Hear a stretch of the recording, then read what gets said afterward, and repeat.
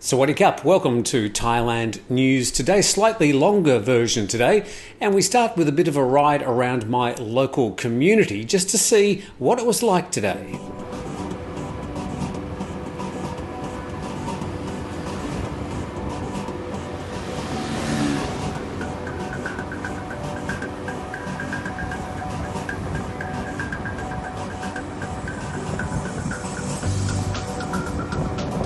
Riding through some of the local neighbourhood, it was palpable about the extent that these lockdowns had affected just about every sector of Thai life. So few of the shops were open. The usual bustling streets were a breeze. Usually a trip through this section of the road would take, well, quite a bit longer. Now only food shops and a few restaurants are open, with motorcycle deliveries waiting outside to pick up the food. The sun is out, but everyone remains indoors, patiently waiting out Thailand's emergency decree. Most communities have done an excellent job of providing food for those in desperate situations, with daily food handouts well organised now by the local authorities and police. Well, here in Thailand, there have been 15 new cases of COVID-19 announced today. That brings the national total to 2,854. 60 more people had recovered and were released in the same 24-hour period. The total number of patients recovered is now 2,490. Only 314 patients remain in hospitals undergoing specific COVID-19 treatment.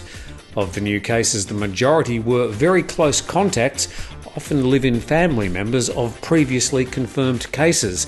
There was also one case from a repatriated Thai citizen. 4 of the new cases today were in the Bang Tao cluster on Phuket's west coast, including a 2-year-old child. Bang Tao's become a problematic cluster for the holiday island, meaning a lockdown of the largely Muslim community for an extended period. Over the next few days, hundreds of Thais will arrive from overseas, and officials caution this may add to a higher daily number of cases. Every repatriated citizen goes immediately into a 14-day period of quarantine as soon as they arrive. Well, good news that 2 of Thailand's provinces have at least said they're going to relax a lot of their restrictions from May the 1st. Buriram in the northeast and Chonburi, southeast of Bangkok, have separately announced a progressive relaxing of lockdown restrictions, acknowledging the improved coronavirus situation in their provinces. In Chonburi, including the seaside city of Pattaya, the governor issued orders yesterday to ease some of the restrictions imposed back on April the 9th, citing the improved situation. And the Buriram governor says that the province should reopen so people can resume activities which present a minimal risk of disease transmission.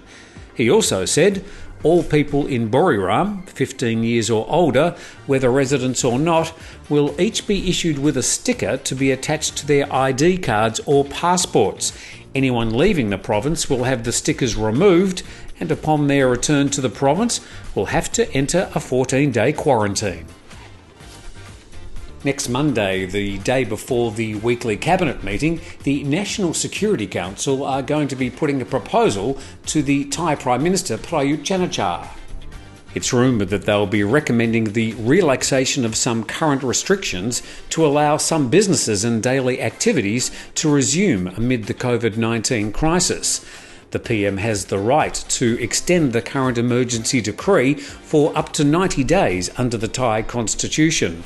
Details regarding the relaxation of restrictions will be known after Monday's meeting, and the NSC will invite business leaders to give their opinions on how they can help curb new infections if restrictions are relaxed. The Director of Thailand's Civil Aviation Authority is earmarking May the 1st as a day where some Thai airlines may be able to start flying again, and he's clarified some of the new restrictions for the people and the airlines that are flying. The flight destination must be a province that has relaxed its lockdown restrictions. Strict social distancing must be in place during check-in, boarding and disembarking. The wearing of masks is obligatory for all passengers, while crew must wear masks, face shields and gloves. Passengers must provide their own masks. no meals or beverages can be served in flight. Passengers cannot bring their own food. Every other seat must be left empty. Passengers showing any signs of COVID-19 should be seated at the back of the aircraft for flights longer than 90 minutes. Well, last week we shared the news of a video posted on YouTube of 4 people who went on a walk and stumbled magically upon the Phuket Zoo. Now they've been arrested. The 2 foreigners and 2 Thais have been detained after allegedly scaling a wall at the Phuket Zoo.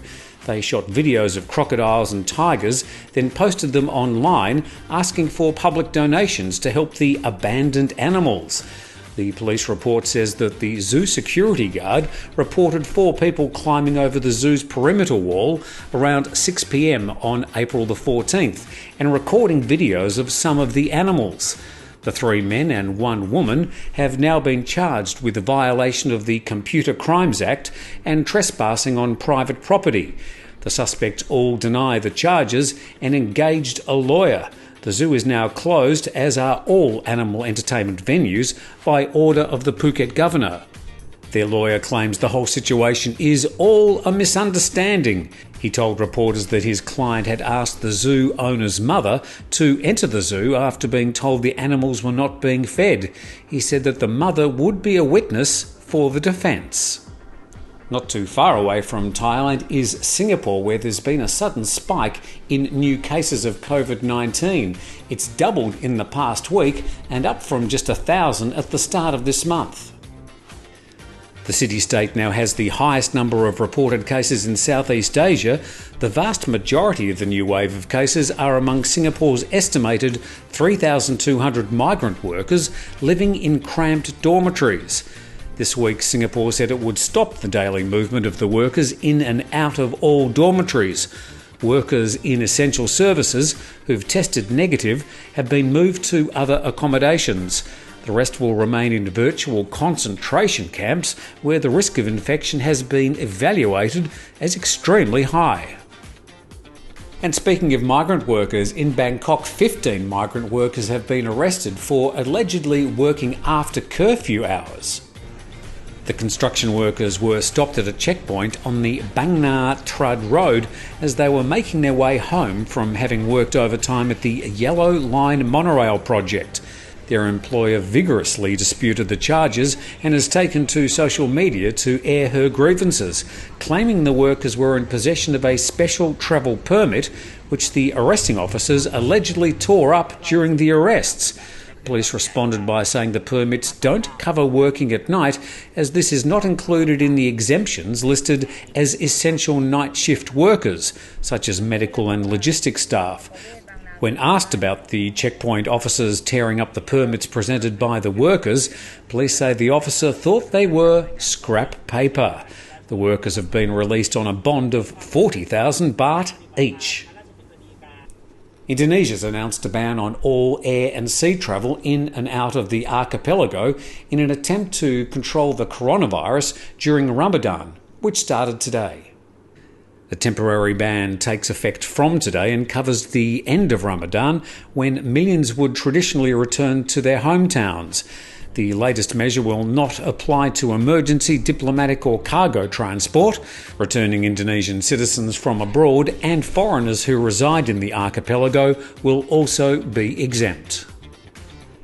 And Airbus, the European multinational aircraft manufacturer, has pulled the plug on an 11 billion baht joint venture with Thai Airways, which was poised to be set up at Utapao Airport in Rayong. The project was to develop a maintenance, repair and overhaul facility next to the airport. The airport also serves the seaside resort town of Pattaya. The pullout is a huge blow to the Thai government's much-hyped Eastern Economic Corridor project, which the Prayut government has made its poster economic project for Thailand. The lack of a partner also leaves Thai Airways in limbo with its plans for the regional maintenance hub. Thai Airways Executive President of Technical Development says the failure to go ahead with the project left the national carrier seeking a new partner to go ahead for the proposed maintenance facility. About 45% of the current Thai Airways fleet is from Airbus, including 6 of the massive double-decker A380 aircraft. That's the end of today's extended coverage of the COVID-19 situation here in Thailand and some regional news as well. You can subscribe right here. Don't appear to have any cats around today, so we'll have to say goodbye without them, and we'll see you on Monday.